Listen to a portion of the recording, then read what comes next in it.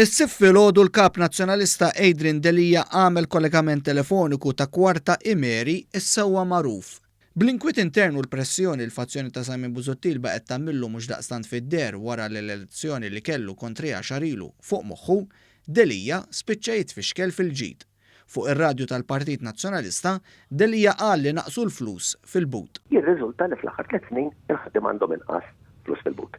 Dikjerazzjoni deskritta bħala surreali fid-dawl ta' statistika li ħarġet iktar kmieni il-Eurostat fejn sostniet li mill-2013 l-hawn il-pagi tal-ħaddiema Maltin żdiedu biktar minn 20%. Dan ifisser 13% iktar mill-medja Ewropea.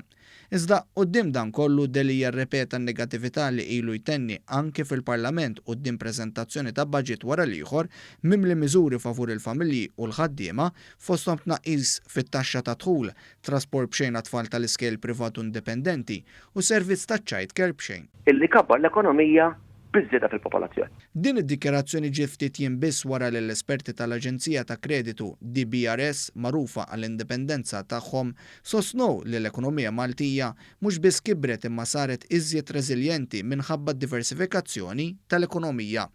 Il-Kap Nazzjonalista uża l-ħin jikkritika wkoll ir-riforma fil-liġi tal-kera li għandha lan li toħloq bilanċ bejn is-sidien u l-inkwilini.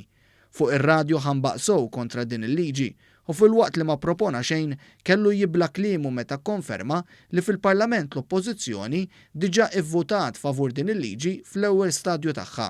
Din il-liġi tgħid li intom bħala l-Oppożizzjoni mxejtu qed tgħidu li ħadd il-liġi iva. Din id-dikjerazzjoni friska segwi dikjerazzjoni simili tal-Kap Nazzjonalista li fil-Parlament jagħmel mod u barra jgħid mod ieħor.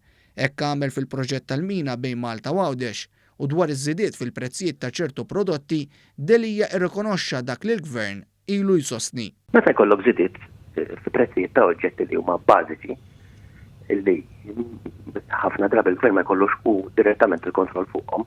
Bl-awtoritajiet tal-pajjiż bħal dik tal-konsumatur kienet sostniet li hija tieħu nota u tinvestiga mill-qrib kull żieda fil-prezzijiet u tara li dawn iż-żidiet mhux qed isiru babbuż fosthom minħabba xi pożizzjoni dominanti fis-suq u biksur tal-liġi.